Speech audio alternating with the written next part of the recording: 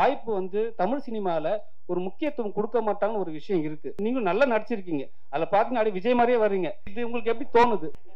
இது 41 பேர் இறந்திருக்காங்க. அதை கில்ட்டி யூஸ் பண்ணாரா? ஏன்னா மக்கள் எல்லாரும் எதிர்பார்க்கறாங்க என்ன வாயே திறக்காம இருக்காருன்னு சொல்லிட்டு விஜய் அவர்களை ஒரு தைரியம் இருக்கா அவருக்கு விஜய் அவர்களுக்கு? ஏன்னா அவருக்கு என்னென்ன பயம்? ரொம்ப நல்ல நடிகர் சரிங்களா, எல்லாத்துக்குமே அட்ஜஸ்ட் பண்ணிட்டு போற ஒரு நடிகர்.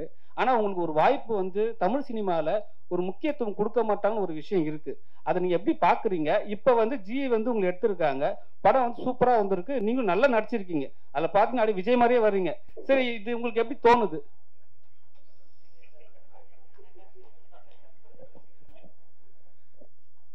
நீங்க சொல்றது கரெக்ட் தானே. இத்தனை வருஷம் வந்து நடிச்சோம், வந்து ஒரு ஓகே டிவில ஒரு நல்ல பேர் கிடைச்சது. பட் நம்ம எல்லா நடிகரும் நினைச்சிட்டு வருது வந்து சினிமாவில் நடிக்கணும், அந்த மாதிரி பெரிய ஸ்கிரீன்ல இருக்கணும் தான். அதுக்கு உண்டான ரெகக்னிஷன் இது வரைக்கும் கிடைக்கல. இனிமேல் கிடைக்குங்கிற நம்பிக்கை இருக்கு. நீங்களாம் சப்போர்ட் பண்ணீங்கன்னா வளரலாம், அவ்வளவுதான். சார் சஞ்சய் சார் அது மாதிரி பேசுறப்ப ஒரு 5-6 நாளா உடம்பு சரியில்லை. ஆமாண்ணே. உடம்பா மனசா? ஏன்னா அவங்க நண்பர் வந்து ஒரு இக்கட்டான ஒரு சூழல்ல இருக்கிறாரு. அவரு பண்றது சரியா தப்பாங்கிற மனநிலையில இருக்கீங்களா இல்ல என்ன? ஏன்னா எல்லாருக்குமே வருத்தமும் இருக்கு, அவர் மேல அனுபவமும் இருக்கு. நீங்க சொன்னது ரெண்டுமே கரெக்ட். மனசும் வருத்தமா இருக்குது, உடம்பும் சரியில்லைதான். மனசு வருத்தம் வந்து அங்க இறந்தவங்களுக்காக தான். என்ன இருந்தாலும் அது ஒரு மிகப்பெரிய இழப்பு தான். அதான் விசாரிக்கிறாங்களே, விசாரிச்சு என்ன உண்மைங்கிறது வெளில வரட்டும். அது வரைக்கும் நம்ம அதை பத்தி பேசுற அளவுக்கு எனக்கு அந்த இடத்துல இல்லாதனால எனக்கு அவ்வளவு நாலேஜ் இல்லை. ஸோ எனக்கு தெரியாது. விசாரிக்கிறாங்க, கரெக்டா விசாரிச்சு எல்லா உண்மையும் வெளில வரும்னு நம்புறேன். படத்திலேயே வந்து கில்ட்டியா இருக்கு ஒரு என்கவுண்டர் பண்ணத. பட் ஆனா இது 41 பேர் இறந்திருக்காங்க, அதை கில்ட்டி யூஸ் பண்ணாரா? ஏன்னா மக்கள் எல்லாரும் எதிர்பார்க்கறாங்க என்ன வாயே திறக்காம இருக்காருன்னு சொல்லிட்டு விஜய் அவர்களை. நீங்க உங்ககிட்ட ஏதாவது ஷேர் பண்ணிருக்காரா? இல்ல நீங்க கில்ட்டியா இருக்கிறீங்களா? என்னடா அவன் பேசாமே இருக்கான்னு? இந்த கதையை பத்தி பேசுவோம்னா நீங்க அதான் சொன்னல, நீங்க கேட்கறதுக்குலாம் வந்து எனக்கு அந்த அளவுக்கு நாலேஜ் இல்ல, நம்ம அங்க இல்ல, அதனால நம்மளுக்கு தெரியாது. ஒரு தைரியம் இருக்கா அவருக்கு விஜய் அவர்களுக்கு? ஏன்னா அவருக்கு என்னென்ன பயம்? கரெக்டான நேரம் வரும்போது பண்ணுவாரா இருக்கும். என்னன்னா நீங்க பேசுறப்ப சொன்னீங்க நான் வந்து சரக்கு எல்லாம் இது பண்ண எல்லாம் மிக்சிங் அதெல்லாம் கரெக்டா சொன்னீங்க. ஆனா சரக்கும் சூடா தான் இருக்கும். வர காப்பி அளவுக்கு சூடா இருக்காது, ஆனா சூடா தான் இருக்கும். அதை விட்டுருங்க, நான் அதுக்குள்ளார வரல. நீங்க இங்க இருக்கிறவங்க எல்லாம் எழுத மாட்டீங்கன்னு சொன்னீங்க. நாங்கெல்லாம் எழுதாமலாம் நீங்க எல்லாம் தெரியுறீங்க, ஏன் அப்படி சொல்றீங்க? இல்ல நல்ல படங்கள் நடிச்சா நல்லது எழுத மாட்டேங்கிறீங்க. நீங்க எழுதுறீங்க, நீங்க எழுதுறதெல்லாம் நல்லதா இல்லையாங்கிறத என்னோட வருத்தம். கண்ணா ரவி சார்ட்ட கேட்டு பாருங்க, அவரோட ஒரு படத்துக்கும் பாராட்டிட்டு இருக்கோம், பேசுறேன். இப்ப எழுதுறதை விட்டு பேசுறோம்.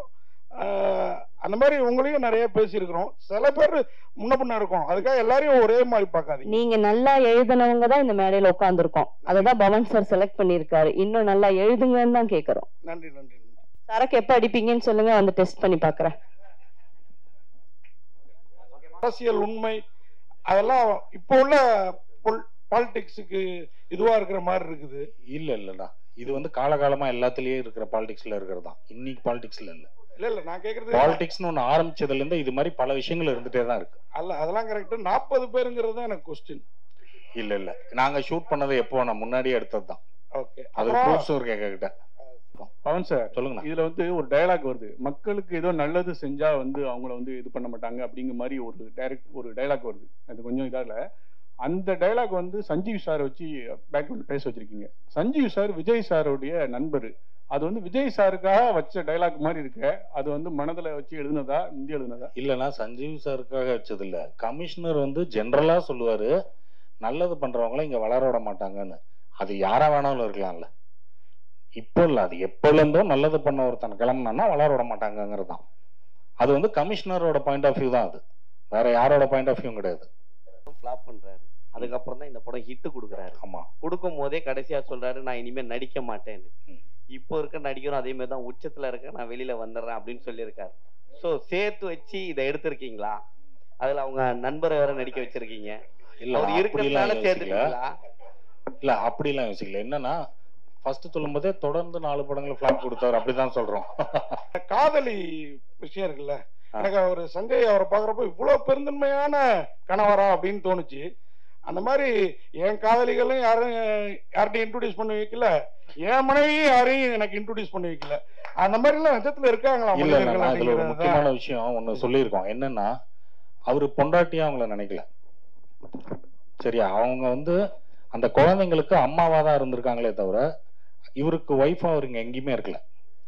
சோ அப்படி இருக்கிற ஒரு தியாகிக்கு இவர் பெருந்தன்மையா இருக்கிற தப்பே இல்லைல்ல. அவங்களுக்கு இவரும் விட்டு கொடுத்து போகணும்ல லைஃப்ல.